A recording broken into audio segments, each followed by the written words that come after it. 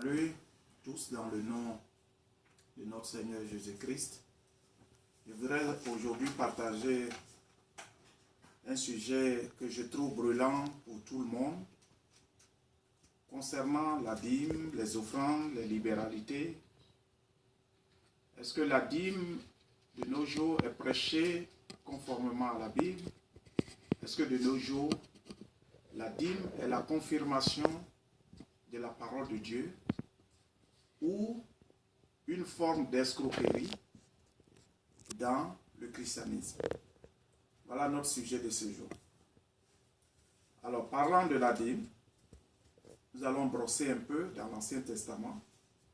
Le passage que tout le monde prêche de nos jours, c'est bien sûr dans Malachie, où nous parlons, Malachie nous parle de la dîme. C'est Malachie au chapitre 3, à partir du verset 7, que tout le monde connaît. Dieu nous demande de payer la dîme. Il va ouvrir les écluses du ciel. Voilà le passage.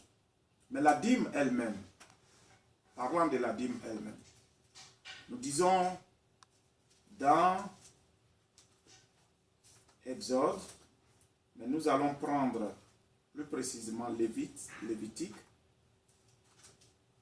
Dans Lévitique, la dîme qui est la 10e partie de la production de nos jours, de vos salaires, revenus, la 10e partie. Alors quand vous travaillez, vous prenez la 10e partie. Si vous gagnez 100 $, 10e partie c'est 10 $. C'est ce que vous payez à l'église. Vous payez dans le temps, ce n'était pas à l'église, dans les synagogues. La dîme devait être payée à la tribu de Lévi. Cette tribu que Dieu a choisie pour être sacrificateur dans sa maison. Alors, Aaron et ses enfants qui étaient les souverains sacrificateurs étaient des Lévites. Et la tribu des Lévites, il y a les sacrificateurs, il y a les chantres, vous connaissez tout cela. La dîme devait aller à eux, et quand le peuple leur payait la dîme, et ils prenaient aussi le 10e de cette dîme-là pour payer à Dieu. C'est ce qu'on appelait aussi la dîme de la dîme. Donc il y a la dîme. Eux, dans la dîme, ils ont leur part.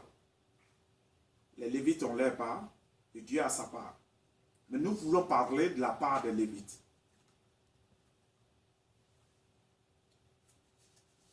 Nous lisons dans Lévitique 27, Lévitique chapitre 27, le verset 30 et 31. La Bible dit: toute dîme de la terre, soit des récoltes de la terre, soit du fruit des arbres, appartient à l'Éternel. C'est une chose consacrée à l'Éternel. La Bible insiste que la dîme est une chose consacrée. Ça veut dire une chose mise à part pour Dieu. Verset 31. Si quelqu'un veut racheter quelque chose de la dîme, le français serait peut-être un peu compliqué, mais cela veut dire, au cas où vous manquez de payer la dîme, au cas où vous manquez de vous présenter ce jour-là au temple pour payer votre part, c'est ce qu'il appelle racheter, ou au cas où vous ne l'avez pas ce jour-là et que vous rejetez de le payer, il dit si quelqu'un veut racheter quelque chose de sa dîme, il y ajoutera un 5e. Alors, cette partie nous dit clairement que la dîme fait partie de la loi de Moïse. Parce que ici, la dîme est attachée de la condamnation. La condamnation, ça veut dire, vous gagnez 100 $ par mois, votre dîme est 10 $. Mais vous, pour quelque empêchement que ce soit, vous n'avez pas pu vous présenter au synagogue ou au temple et vous n'avez pas payé les 10 $. Mais vous avez rejeté ça pour pouvoir payer plus tard. Au cas où vous décidez de rejeter, de payer les 10 $ plus tard, à ces 10 dollars-là, vous allez encore appliquer un cinquième aux 100 dollars que vous avez gagnés. Et 100 dollars divisé par 5, ça fait 20 dollars. Au lieu de payer 10 dollars, vous payez alors 30 dollars. Je sais que ce passage est un peu clair. Donc, c'est ce qu'il appelle racheter. Si vous voulez, si quelqu'un veut racheter quelque chose de sa dîme, il y ajoutera un cinquième. Alors, nous sommes clairs sur cette partie. Cela nous montre clairement que la dîme est une loi. Maintenant, frères et sœurs, Christ étant venu, payant toute la condamnation de la dîme sur la croix, si nous prenons nous prenons Romains chapitre 8, le Seigneur Jésus est venu. Quand il est venu dans ce monde, voilà ce qu'il a fait pour nous. La Bible dit, je lis, Romains 8 au verset 1, Romains chapitre 8 au verset 1, il n'y a donc maintenant aucune condamnation pour ceux qui sont en Jésus-Christ. Alors la condamnation, quand la condamnation n'existe plus, la loi n'existe plus. Il dit, il n'y a donc maintenant aucune condamnation pour ceux qui sont en Jésus-Christ. Amen. Donc, partant de cette condamnation, nous allons lire aussi une écriture pour nous éclairer encore mieux. Colossiens chapitre 2, verset 14. Colossiens chapitre 2, verset 14. La Bible dit, il a effacé, parlant de Jésus-Christ, il a effacé l'acte dont les ordonnances nous condamnaient et qui subsistait contre nous. Il l'a éliminé en le clouant à la croix. Alors Jésus-Christ est venu, il a pris, quand il a dit sur la croix, tout est accompli, frères et sœurs, ça veut dire qu'il a accompli toutes les lois pour vous et moi. Et souvent, nous n'avons pas la compréhension quand certaines personnes disent il a dit qu'il est venu, il n'est pas venu pour abolir la loi et les accomplir. Accomplir veut dire finir pour nous, les achever pour nous. Et c'est ce qu'il a fait sur la croix. Alors, si la dîme, alors est la loi, elle a été accomplie par le Seigneur Jésus sur la croix. La condamnation est partie. Ça, c'est une manche. La deuxième manche, il y a des gens qui disent, par exemple, que oui, la dîme n'est pas seulement la loi, mais elle a été payée par Abraham avant même que la loi soit donnée à l'Israël. Ce qui est absolument vrai. Nous avons connu dans les Écritures que Abraham a donné la dîme à Melchisédek. Et certains disent que puisque Abraham a payé la dîme en ce moment-là, donc ce n'est pas la dîme en tant que loi que nous devions payer. Nous devions continuer à payer la loi. Mais nous disons, voilà ce que les Écritures disent, que cette explication elle est fausse. C'est vrai qu'Abraham a payé la dîme à Melchisédek, mais il y a une raison pour laquelle il a payé la dîme. Puisqu'il y avait 12 tribus. Et Dieu a choisi la tribu des Lévites pour collecter la dîme des 11 autres tribus. Alors, puisqu'il n'y a pas de favoritisme en Dieu, et puisqu'il doit avoir une règle d'égalité entre les 12 tribus, alors Dieu n'a pas décidé seulement que Lévites soient épargnés, mais la raison c'est que la part des Lévites, c'est celle qui a été payée déjà par Abraham. Donc les Lévites étaient encore dans le règne de leur grand-père quand le grand-père a payé leur part pour dire que tout le monde doit être en égalité. Nous allons lire ça, c'est dans Hébreux. Nous allons dans Hébreux, chapitre 7, et nous lisons à partir du verset 7 à 10. Hébreux, chapitre 7, verset 7 à 10, ça va être clair. La dîme demeure la loi. La raison pour laquelle Abraham a payé la dîme, la Bible nous explique ça dans le livre, la lettre aux Hébreux, chapitre 7, verset 7 à 10 que je lis. Il dit, or, c'est sans contredit l'inférieur qui est béni par le supérieur. Et ici, ceux qui perçoivent la dîme sont des hommes mortels. Mais là, c'est celui dont il est attesté qu'il est vivant. Verset 9. De plus, Lévi qui perçoit la dîme l'a payé, pour ainsi dire, par Abraham. Donc ne dites pas que la tribu de Lévi collecte seulement la dîme, qu'ils ont été exempts de la dîme. Non, Lévi a déjà payé la dîme par son grand-père Abraham. Il dit, je relis ça, de plus Lévi qui perçoit la dîme l'a payé pour ainsi dire par Abraham. Car il était encore dans les reins de son père lorsque Melchisédek alla au devant d'Abraham. Frères et sœurs, il y a le christianisme, il y a le judaïsme. Malachie était dans le judaïsme. Le judaïsme, c'est la religion des Juifs. Leur nationalité, c'est hébreu. Et quand on parle la langue, on dit la langue hébraïque, c'est la langue des Hébreux. Paul pouvait dire, je suis hébreu, né d'hébreu, c'est leur nationalité. Le judaïsme, c'est leur religion. Nous ne pouvons pas être chrétiens et être en même temps juifs. Alors, le judaïsme a existé jusqu'au jour de la Pentecôte. Alors, tout ce que le Seigneur Jésus disait, et que les gens disent, Jésus a prêché la dîme, il ne l'a même pas prêché du tout, mais même si ça avait été le cas, mentionné, vous avez payé la menthe de la dîme, les quelques passages qu'il a soulignés, Jésus est venu pour les brebis égarées d'Israël. Donc pour les Juifs. Alors quand il parlait de la dîme, il parlait aux Juifs. Tout ce que Jésus disait, l'Église n'était pas encore née, le christianisme n'était pas encore né. Le christianisme est né le jour de la Pentecôte, Actes chapitre 2, le jour de la Pentecôte, l'Église est née le jour que les apôtres ont reçu le Saint-Esprit. Cela marque la naissance de l'Église. Et à partir de la naissance de l'Église, jusqu'à Apocalypse, vous ne verrez pas un seul enseignement par rapport à la dîme.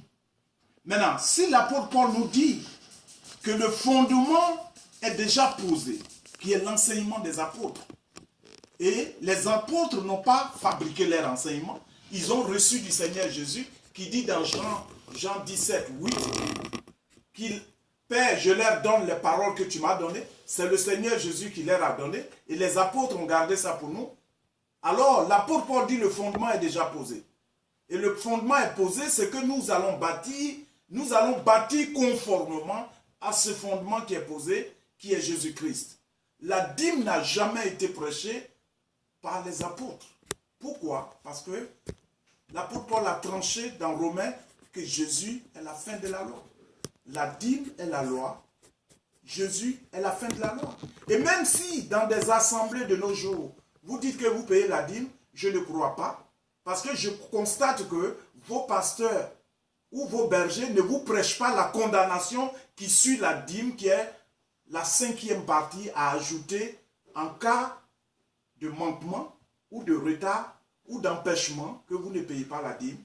Vous deviez appliquer la 5e partie.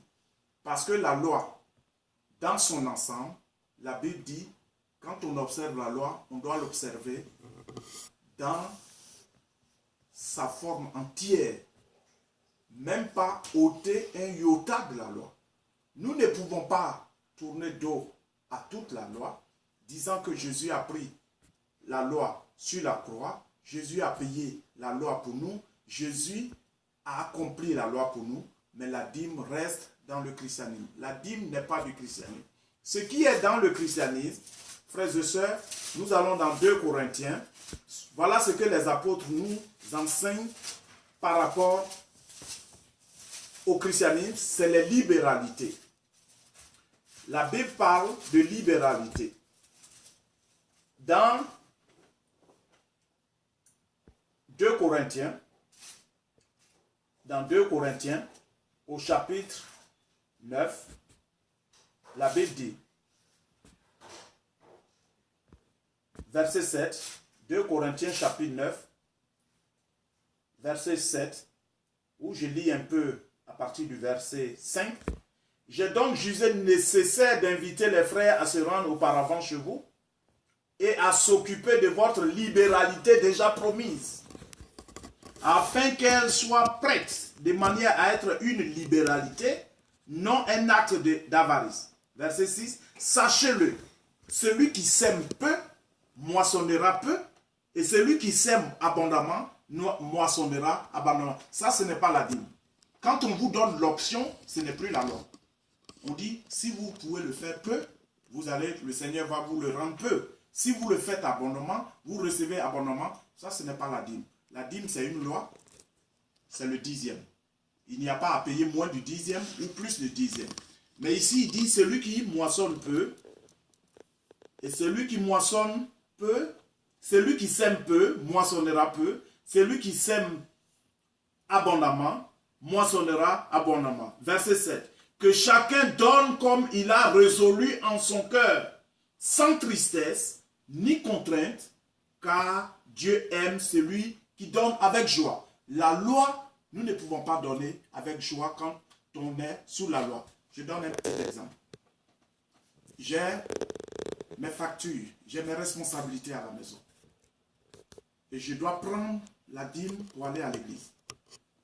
Je serai contraint parce que même si je n'arrive pas à payer, à couvrir mes dettes, mes billes, mes factures à la maison, je dois prendre cette partie avec tristesse parce que je dois mettre dans la maison de Dieu. Je le fais contre ma volonté. La loi, c'est contre notre volonté. Si je suis en retard au travail et que je pars le matin, si le feu s'allume, le feu est au rouge, et la loi dit si le feu est au rouge, il faut s'arrêter. Je ne suis pas content de m'arrêter, mais je m'arrête parce que je me conforme à la loi. Mais c'est avec murmure que je m'arrête.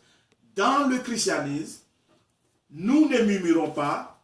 La Bible nous dit que chacun donne comme il a résolu en son cœur, sans tristesse, non contrainte, car Dieu aime celui qui donne avec joie. Ce que vous avez donné, ce que vous avez à donner, ce que vous avez la joie dans le cœur, que Dieu m'a donné le souffle ce matin. Je me suis réveillé ce matin, le Seigneur m'a donné le souffle, le Seigneur m'a donné la force de me tenir debout. C'est lui qui me donne le travail, c'est lui qui donne la santé à mes enfants, c'est lui qui fait ça. Même si je conduis, c'est grâce à lui. Alors je vais dans sa maison avec joie, ce que j'ai de moi-même.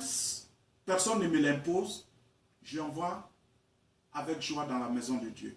Voilà ce que les apôtres nous ont enseigné. Et le verset 8 ajoute, « Et Dieu peut vous combler de toutes ses grâces, afin que, possédant toujours, en toutes choses, de quoi satisfaire à vos besoins, vous ayez encore en abondance pour toute bonne œuvre. » Ça, c'est les offrandes.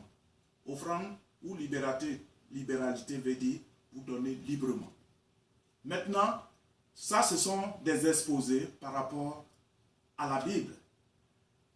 Il revient à chaque pasteur de vous dire, j'ai la responsabilité devant mon assemblée de mentir et d'avoir ce que je vais avoir. De les faire payer la fête des moissons, la fête des récoltes. La fête, ce sont l'ombre des choses à venir, la Bible a dit. Ça n'existe plus dans le Nouveau Testament. Ça n'existe plus dans le christianisme. La Bible est claire que tout cela était l'ombre des choses à venir. Nous n'avons plus à appliquer cela dans le christianisme. Alors prêcher Malachie de nos jours est hors du christianisme. Malachie n'est que le prophète de l'Ancien Testament. Après Jean-Baptiste, le royaume de Dieu est annoncé. Alors, nous confirmons par cet enseignement, frères et sœurs, ce que votre cœur a résolu de donner à Dieu.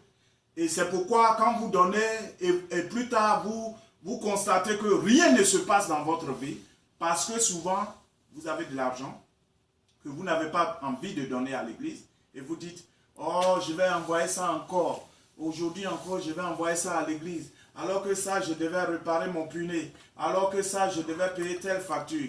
Dieu n'honore pas cela.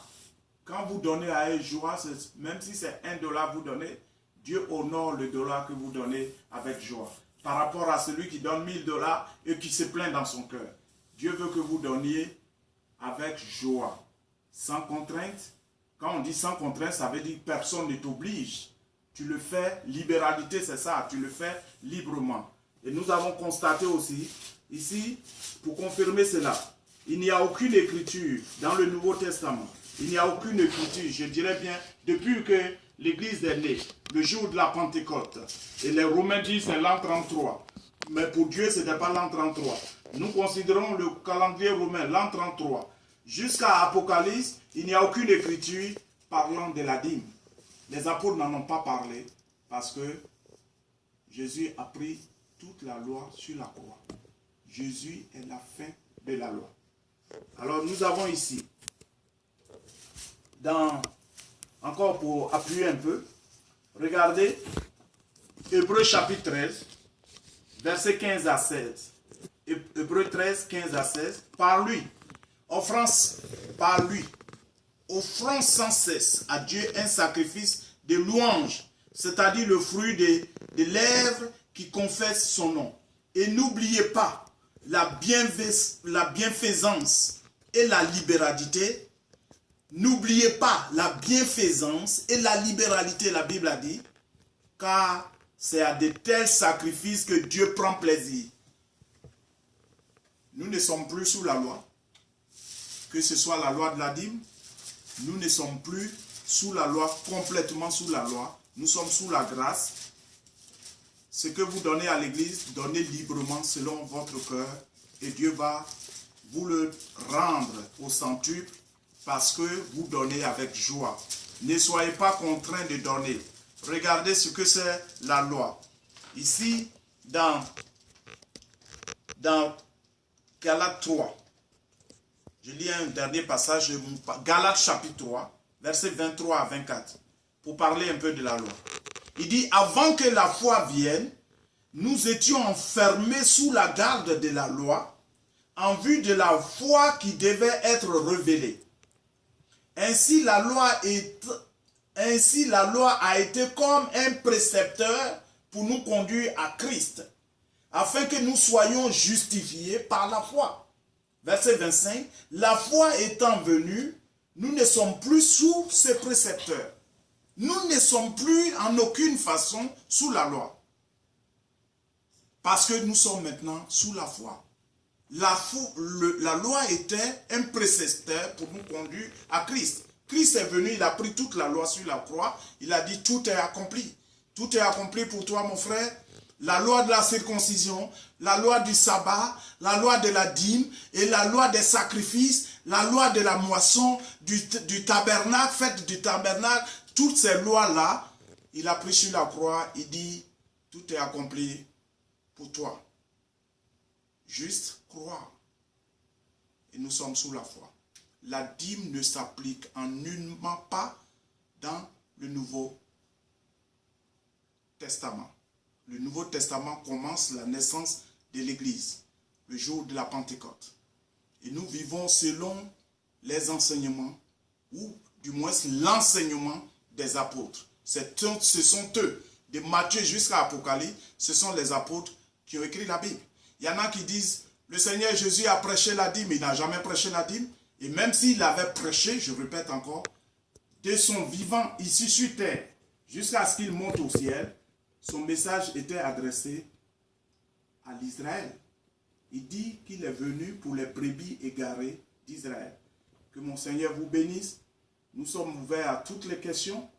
Laissez vos commentaires. Nous serons libres de vous donner encore plus d'éclaircissements pour servir notre Dieu, le Seigneur Jésus-Christ de Nazareth, qui est le Dieu Père que nous servons. Pour ceux qui n'ont pas cette compréhension, nous allons ouvrir cette page prochainement aussi. Si vous avez des questions, posez-les et nous allons apporter des éclaircissements. Mais la dîme est une loi et nous sommes sous la foi. Nous ne sommes plus sous le précepteur, nous conduisait à Christ. Christ est venu, nous ne sommes plus sous la loi. Que mon Seigneur vous bénisse et que la paix soit dans vos maisons, la paix du Seigneur et que son amour et que qu'il vous comble de toute bénédiction en ce jour bénédictions spirituelles, matérielles, mais veillez sur votre marche parce que le Seigneur est à la porte. Il ne vient pas bientôt, il est déjà à la porte. Il tape à notre porte. Regardez autour de vous les événements qui se passent. Lui-même l'a figuré. Lui-même l'a signalé dans la Bible. Donc vous voyez les événements qui se passent autour. Quand ces événements arrivent, le Seigneur est à notre porte. C'est notre marche. Il veut une église sans tache ni ride. Ça dit, soyez prêts, purs et irréprochables le jour de son avènement. Notre préparation, notre espérance, c'est de rencontrer le Seigneur Jésus dans les airs. Et nous allons partir avec lui, régner avec lui dans la joie, dans l'abondance, là où il n'y a pas de maladie, il n'y a pas de stress, il n'y a pas de divorce, il n'y a pas de tromperie, il n'y a pas de sensation dans le corps. Et nous serons avec le Seigneur Jésus. Que mon Seigneur vous bénisse. Amen.